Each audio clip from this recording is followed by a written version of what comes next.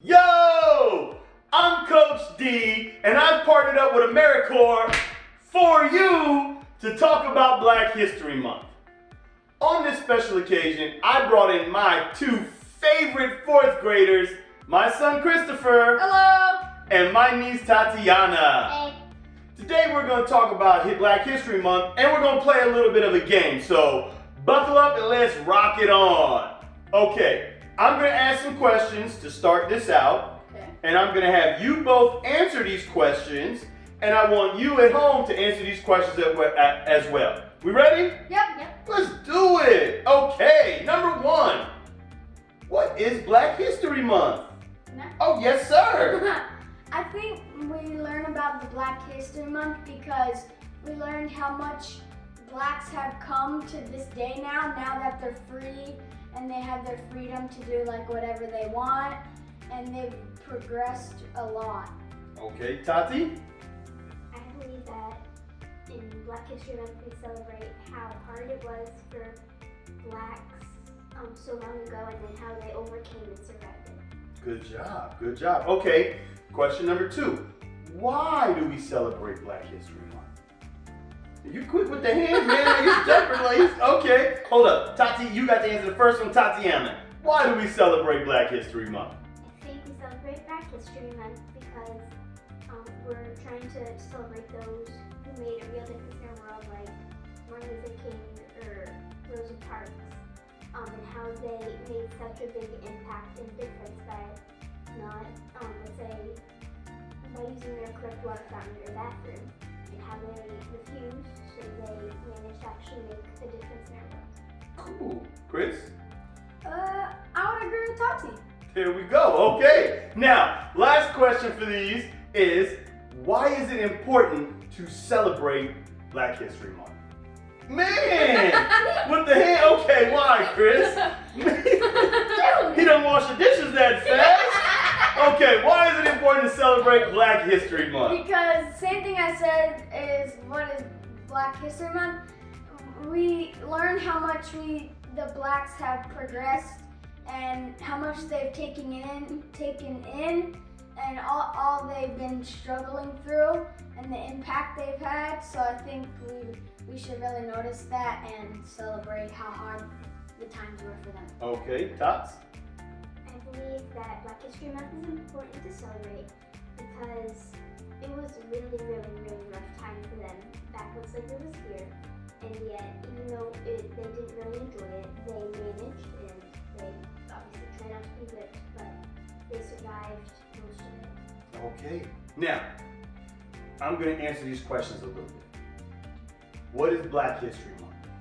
Black History Month is a time to not just celebrate, but acknowledge and understand the history of the United States, simply as it pertains specifically to African Americans or Black people. Okay? Now, Black History Month isn't just about Black people. Okay? Do y'all understand that? It's about the country. African Americans are a big part of this country from the beginning of time. And therefore, we need to acknowledge and celebrate not just slavery, but the accomplishments of what African Americans have done, and not just for African Americans, but for other people as well. Okay? Now, we celebrate it because it's a coming. They've come so far throughout the history of the United States, as we've mentioned, from slaves to now current vice presidents, Kamala Harris, right? Yep. So it's important to celebrate the journey, to really understand what was happening and to celebrate how far they've come and how much has been accomplished. Now, why is it important to celebrate? Because we need to appreciate the past. We need to learn from the past, and we need to become inspired by the strength, by the amazing journey, that the humbleness, and yet the power that people have within to continue to push and to evolve and to drive themselves, not just for them, for their kids, their grandkids, their great-grandkids, and for the future in general. You guys ready to play a game? Yeah! am. Okay, are you guys ready to play a game at home? Should be. I've got some cards here, some cool questions that I came up with. I didn't, just make these things up here. They're true facts. Because I know you guys are gonna be like, you're lying. You're lying. Okay, so we're gonna play 3 truths and 1 lie. Okay, and I want you guys to guess which one is the lie. I'm gonna give you some interesting facts, and I want you to guess which one is the lie. We're gonna start with the topic. Ready? Yep. Kanye West. Okay. Y'all know who Kanye West is? Nope. Y'all are too young for Kanye? Oh, sorry, Kanye. Okay. A. Kanye West is a better rapper than Tupac. B. Kanye West's father was the first African-American photojournalist for the Atlanta Journal. C. Kanye West's mother was a college English professor. And D. Kanye West quit college to pursue his dreams. Absolutely right. Kanye West is not a better rapper than Tupac. Let's set that straight. But in all seriousness, right? Kanye West dropped out of college to pursue his dreams. His dream was to become a musician. And he's now known worldwide. Okay? So that's very important for him to have that strength and that fortitude to say, you know what, Mom, Dad, I'm out of here. I'm gonna go chase my dreams. And his father was a photojournalist, his mother was a college English professor. So he came from a really good background. And that's why I chose Kanye West. Okay, number 2, John Baxter Taylor. Don't know. Okay, we're gonna say John Taylor was the first African American to win a gold medal. Okay. John Taylor earned a degree as a veterinarian. John Taylor was the Washington Football Club's quarterback. That's my team, by the way. Or John Taylor was born in Washington, D.C. to former slaves. Which one? Wait a minute, man. Which one was wrong? I know it's C. John Taylor was not the quarterback for my team, the Washington Football Club. Yeah, duh. John Taylor, though, was the first African American to win a gold medal. Yep. I chose to highlight John Taylor because, yes, he was born to parents who were slaves. He did earn a degree as a veterinarian, and he did win a gold medal. Congrats. To go from being, no, absolutely right? To go from being the son of slaves to winning a gold medal and earning his degree in veterinary science, absolutely amazing. John Baxter Taylor. Okay, number 3, Ronald McNair. Ronald McNair, A, at 9 refused segregation rules and borrowed books from his local library anyway. B, went to North Carolina A&T because white colleges would not allow black kids to study physics or engineering. C, learned to read at age 3. Or D, Ronald McNair was an astronaut on Shuttle Challenger, which unfortunately passed away due to the explosion. Yes, Tati. I think that might be a trick question. Oh, you think so? All of them are true. I chose Ronald McNair because of his amazing journey. At 3 years old, he taught himself to read. At 9 years old, he took himself to the local library, and they refused to check out books because the rule at the time is only white kids could check books out of the library. And he did not leave that library until they agreed to check out books for him. They called his mother and they called his police, but somehow, some way, he got his books. And through all that, he earned his way to college. He couldn't go to bigger schools because they wouldn't allow African Americans to study physics and engineering, but he didn't let that stop him. He went to North Carolina A&T, an historical black college, graduated, and earned himself the award of becoming an astronaut. Unfortunately, he passed away on the Space Shuttle Challenger. Okay, we ready? Reginald Lewis, the first African American to play and sing at the Super Bowl. Or he attended Virginia State University. He was the only person to ever be admitted to Harvard Law before even applying. Or D, he was the first African American to build a billion-dollar company. Which one's the lie? A. Yes. Thank the Lord they do not allow anybody to play and sing at the Super Bowl. You can't do both. You do one or the other. You cannot do both. Okay. Can't do both. Reginald Lewis attended Virginia State University. And through a summer intern program, he had Harvard University. They realized how brilliant he was and offered him admittance into the law school without even applying. The only person in the history of Harvard Law School to ever be accepted without even applying. And he was the first African American to build a billion-dollar business. Awesome. That's even more awesome than singing at the Super Bowl. Okay, you ready? Cassius Clay. A, world boxing heavyweight champion. B, rapper Drake's father. C, refused induction into the military due to religious beliefs. D, changed his name after converting to Islam. Tati. B, being Drake's father. There's no way. You're not Drake's father? No, it's like a possible. You're absolutely right. Cassius Clay, one of my heroes, Muhammad Ali. known as Muhammad Ali, the former heavyweight boxing champion of the world, sacrificed a good part of his career for his personal beliefs. He converted to the Nation of Islam as his religion and changed his name, and therefore, as a member of the Muslim religion, he did not believe in war, and therefore, he refused induction into the U.S. military. My man, Muhammad Ali. Okay, Ben Carson. A, presidential nominee, a famous neurosurgeon. His mother was illiterate, which meant could not read, but made him read 2 books every week and write reports. And she graded his reports, pretending that she could read to make sure that he was trying to do his best work. Or D, he played point guard for the Los Angeles Lakers. What's up, Tots? You don't think he played point guard? No. He Okay, played who? Lakers. He played. I think it's the first one or the second one. Okay, Did? I don't know that kid.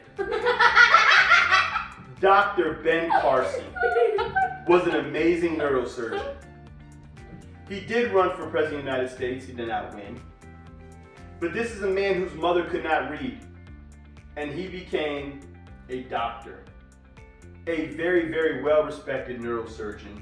One of the best in his fields. And after that, went for a political career and ran as president of the United States. So, Dr. Ben Carson.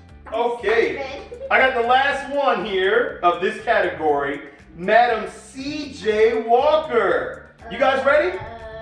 No. Now, Dr. Walker, she's not Dr. Walker, sorry, Madam Walker, why did I say Madam Walker, was A background dancer for Cardi B. Y'all know who Cardi B is? Yup. Okay, was A background dancer, B, the first female self-made millionaire in America. C, was a child domestic servant at the age of 10. Like it's almost like she was being somebody's maid at the age of 10. Okay. Or D, her family were slaves and she was orphaned at 7. Ooh. What do you guys think? Oh God. That's a tough one. Can you read Stumped the them. first and second one? Okay, the first one was A, background dancer for Cardi B. B, was the first female self-made millionaire in America. C, was a child domestic servant. She was a maid at the age of 10. Or D, her family were slaves and orphaned at 7. Which one is false? Like, what is in 1 and 2? I think it's the Come on, man. Nice. 3, Cardi B. 2. Cardi B? Absolutely right. Yes! She was not a background dancer for Cardi B. But she did have an interesting story. Again, her family were slaves and orphaned at 7. Her brothers her older brothers were born slaves. But because of the Emancipation Proclamation coming out, and then her being born afterwards, she was born a free person. But her parents passed away. So by the age of 10, she was somebody's housemaid. So 10 years old, she didn't go to school, she was a maid. But she started working in hair care products, created her own company, and was the first female self-made millionaire. Not black, not African American self-made millionaire, the first female self-made millionaire in the United States of America, from being orphaned, from child slave, from her parents being slaves, to have come up that far. That's amazing. How many questions? Okay, so we're going into the next category. You guys ready? There's thick Okay, categories. here you gotta listen closely. Which happened last? We're gonna go through this because this is some good history right here. Okay, ready? Now this is gonna be hard. This is gonna be really hard, but it's okay. It's for the older kids. Which happened last? Brown versus the Board of Education. I'll explain to you what it is, which was a Supreme Court case that ended segregation.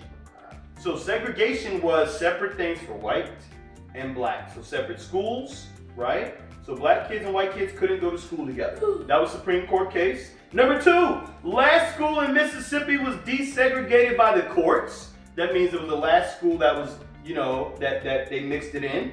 Or equal education opportunity for bilingual. Bilingual means they speak multiple languages, right? Which one do we think happened last? Dots. The unsegregated school. That's right. So listen to this. The Board of Education, right, the ruling from the Supreme Court happened in 1954. 1954, that's a long time ago. Grandpa was born in 56, right? So 70 some years ago. But the last school in Mississippi desegregated by the courts happened in 2016. 5 years ago. Just 5 years ago. Long time. Change takes a long time. 5 years. That's right. Okay, which happened first? Sharecropper movement? Farm worker strike? Take a guess, take a guess, take a guess. I know you don't know what any of this stuff is. Farm worker strike. Okay, so the sharecropper movement, right? Sharecroppers were African Americans after they became free. They still worked the land. They didn't own the land, but they worked the land and were getting paid to work the land. Was getting paid. We're getting paid, yes. The farm workers strike happened in Stockton, California, and it was the Hispanic laborers who got together to say we're not being treated fairly. The reason I brought this one up is because one of them happened March 7th of 65, the sharecropper strike, and the farm workers movement happened March 24th of 65. So right after the sharecropper movement happened, directly following, it gave path and led way to the Hispanics, fighting for their equal rights and opportunities working the farms and the fields. So what happened for the African Americans spread and helped out the Hispanic Americans. Okay, what happened first? The March on Washington, the March on Selma, or the riots of 1968? March on Selma. The March on Washington. So, the March on Washington, as everybody knows, was to protest racial discrimination, and it happened in 1963. So that was a big march, and you think it would make some changes, right? But 2 years later, in 1965, was the March on Selma to help change voting rights. And unfortunately, the riots of 1968 were the cause of Martin Luther King's assassination. And there were riots in over 100 different cities in the United States of America. Okay, we got 2 more. Who was able to vote first? This is a good one. Black men, white women, or Native Americans? I was thinking black men because Native Americans were. I think black men. Black men? Okay, you both are right. Yes. Black men were able to vote in 1870.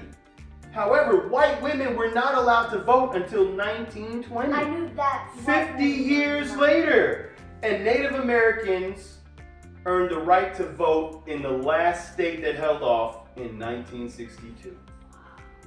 I brought that up because through the struggles of African Americans, other people have gained advantage, right? Which is good because the African Americans led the path. They led the path for women. They led the path for Hispanics. And here they led the path for Native Americans as well. Okay, last question. You guys ready? What came first? Native American Day, Black History Month, or Hispanic Heritage Month? First one. Native American Day? No. The last one. Which one? The last one. We both agreed on the last one. So you think Hispanic Heritage Month came first? It's okay if you did. I'm asking. Indian. Okay, here we go. First one. Boy, these kids. Here we go. Okay, listen. Black History Month, 1976. Great year. That's when I was born. Congrats. Celebration. Okay. Hispanic Heritage Month was not celebrated until 1988. 88. 12 years later. Okay. So again, the African Americans, their celebrations, their fights, their struggles led to later on Hispanic Americans being able to be celebrated and brought forward with their struggles. And here's the kicker, you guys. 1989 was the first Indigenous Peoples Day in South Dakota. Wow. There is no Native American month. There's an Indigenous Peoples Day. They get one day. The reason I brought up the Native Americans and I brought up the Hispanics is because we're all tied together, right? Through one people's struggles, we can all overcome. We can all get better. We can all strive. We can all get together and make a difference and make the world better. So it's not about Black History Month and saying, well, I'm not black, doesn't matter to me. It's a part of history. It's a part of everyone's history. It's a part of this country. It can't be ignored, and we need to celebrate it because that's how we've grown as a nation. There's still struggles. There's still things we need to overcome. However, we're taking steps, right? And everybody's getting better. Yep. And that's what we need. I hope you guys learned this little bit of something today. I hope you got some of these answers right. Hope you did better than these two did. Hey, we got I learned today too when I was doing this, so don't worry, I learned today too. I want to say thank you to my number one son, Christopher. Hello. My number one niece, Tatiana. Hey. And we are out of here. I'm Coach D. Thank you, AmeriCorps, for you. Bye.